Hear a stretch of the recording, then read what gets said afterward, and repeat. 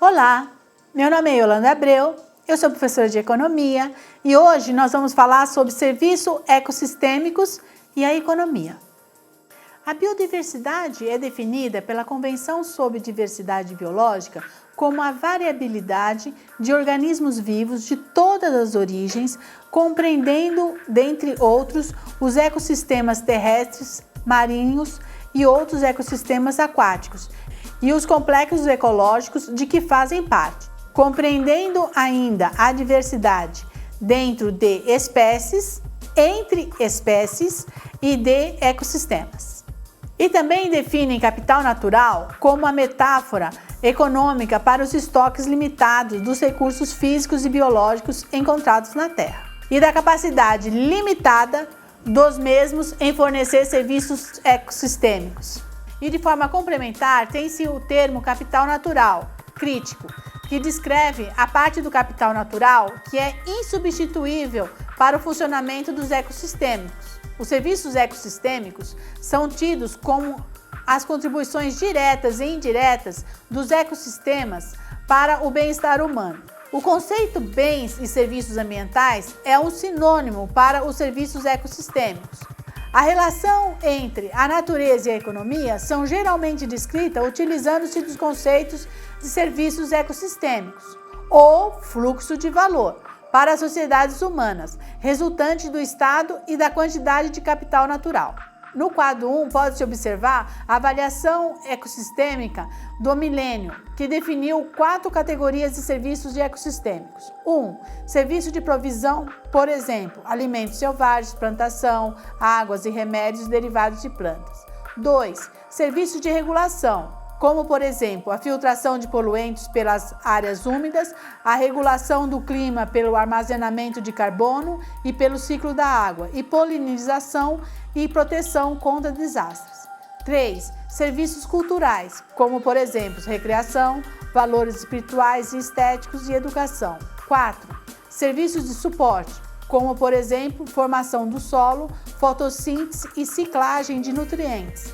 Partindo de pressupostos econômicos, os fluxos dos serviços ecossistêmicos podem ser vistos como o dividendo que a sociedade recebe do capital natural.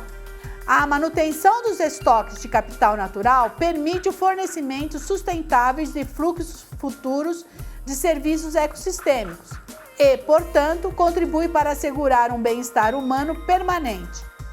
A manutenção desses fluxos também requer uma compreensão substancial de como os ecossistemas funcionam e fornecem serviços e como eles podem ser afetados por diversas pressões.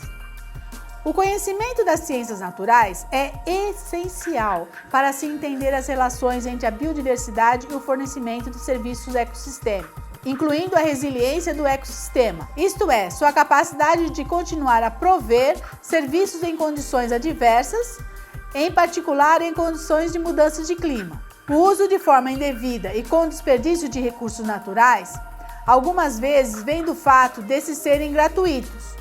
A demonstração do valor econômico, mesmo se não resultar em medidas específicas que capturam o valor, pode significar uma importante ajuda para o uso mais eficiente dos recursos naturais.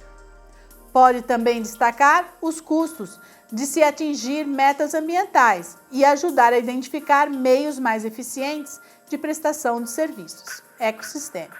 Nestas circunstâncias, a valoração permite que os formuladores de políticas tratem as compensações de maneira racional, corrigindo o viés típico de muitas decisões atuais que tendem a favorecer a riqueza privada e o capital físico, ao invés da riqueza pública e do capital natural. Capturar o valor da abordagem econômica envolve a introdução de mecanismos que incorporam os valores dos ecossistemas nas tomadas de decisões, por meio de incentivos e índice de preço. Inclui-se aí pagamento por serviços ecossistêmicos, reformas ou substituição de subsídios prejudiciais ao meio ambiente, incentivos fiscais para a conservação ou a criação de novos mercados para bens produzidos de forma sustentável e serviços ecossistêmicos. É necessário que isso venha acompanhado de direitos reforçados, sobre os recursos naturais e da responsabilidade pelos danos ao meio ambiente.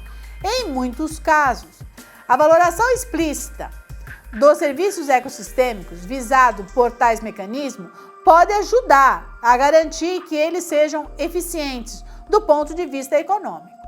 No entanto, nem sempre é necessário calcular os preços de ativos naturais e serviços ecossistêmicos para elaborar esquemas baseados no mercado. Tal valoração não significa que todos os serviços ecossistêmicos devem necessariamente ser privatizados e comercializados no mercado. Essa é uma escolha diferente, que envolve uma gama de questões, incluindo a equidade entre os usuários de recursos comuns e as gerações futuras, e ao mesmo tempo em que sejam efetivas, eficientes e equitativas.